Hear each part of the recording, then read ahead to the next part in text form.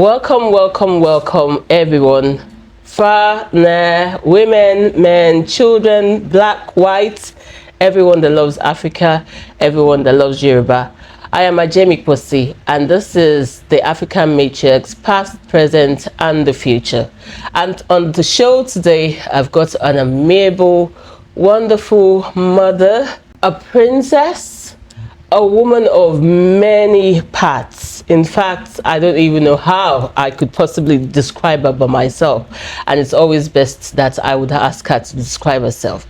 And I'm talking of no other person than the most beautiful, elegant, Our Royal Highness, Miss Moradeun Adedoyin-Solarinn. You're welcome on to the African Matriarch show on the Adedoyin-Solarinn TV. Real Adedoyin-Solarinn.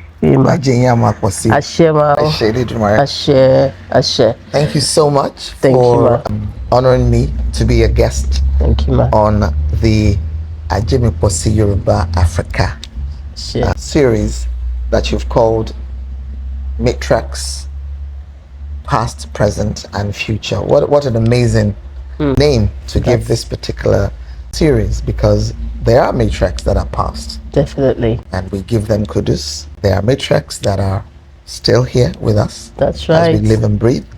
And there are matriarchs that would emerge for the future and beyond. Yes, I am Her Royal Highness Princess Moradeun Adedoyin-Solarinn. I am the proud and humble granddaughter of His Royal Majesty Oba Adekrisi Adedoyin Anoko II, the Akaribu of Shagamu and paramount ruler of Remo Kingdom. If you don't know where that is, it's in Ogun State, southwestern Nigeria, the most beautiful country in the world.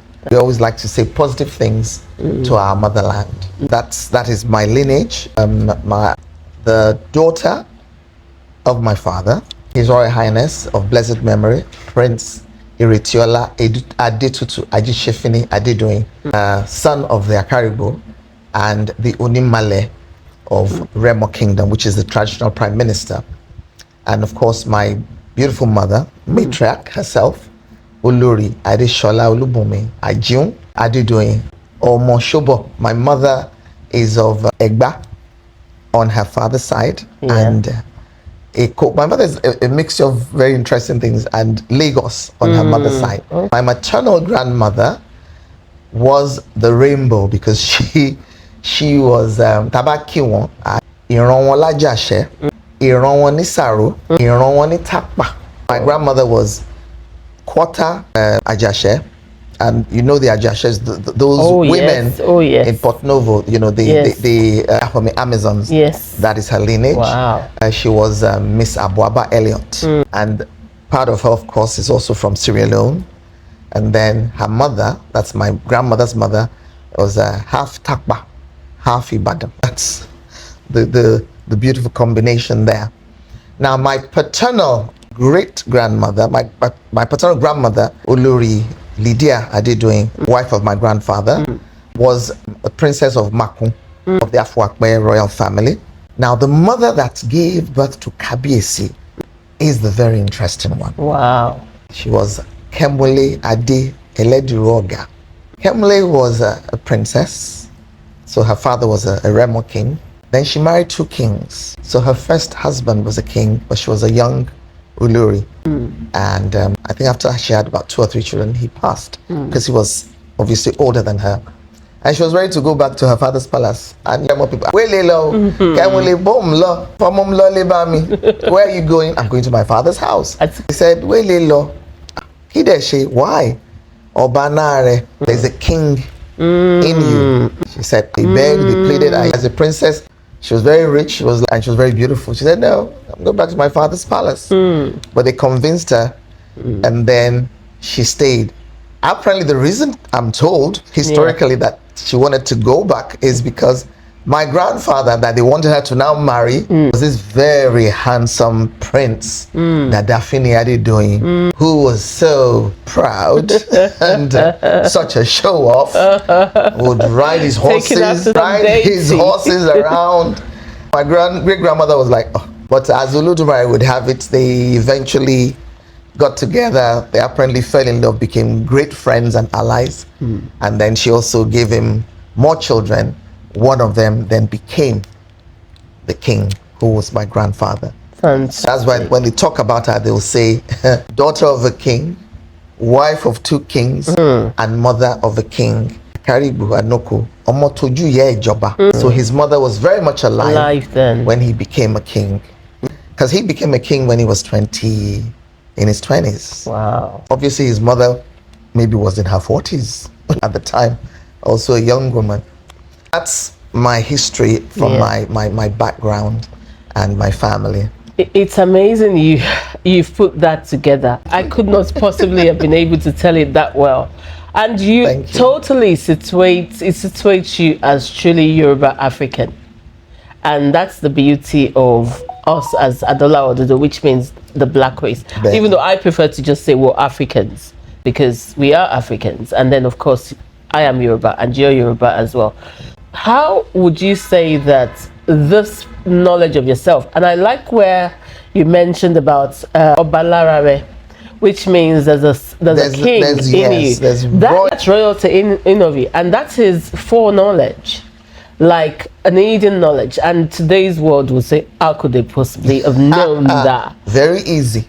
Tell us more about that in the African cosmology and Yoruba. In Yoruba, we always consult before we do anything. Should I have this water? And if I do, should I drink it all? Should I just have half? Should I have a third? You know why? Yoruba will say, bere bere ki shibere. The one who asks never misses their way. Yoruba have that. We have that culture of consulting. We consult the oracle, which we know as Ifa, and the Baba of Ifa is Orunmila. He was the Irumale and the Orisha that Olodumare gave the gift of seeing, the gift of hearing, the gift of feeling. So he could see, he could hear, he could feel. The gift of knowing. And through his Okpele, which is the divination beads, or his Iki, the divination kernels, those little black kernels. Yes. I think I have one there. And it's nothing strange, it's just a natural seed from the palm tree. That's all it is. That's all it is. And Yoruba we're very nature conscious. We're natural in our sensibilities. Everything about Yoruba is linked with nature. Everything we touch, everything we use is always to do with nature. We don't bring anything that is strange or that is not going to sit with nature. We believe in the power of Olodumare, and we believe that Olodumare is in everything. His essence, his energy is in everything. Why not tap into those things that belong to him? Sure. And therefore they would ask. And which is indirectly for us. It is for our benefit, our enjoyment. Yes.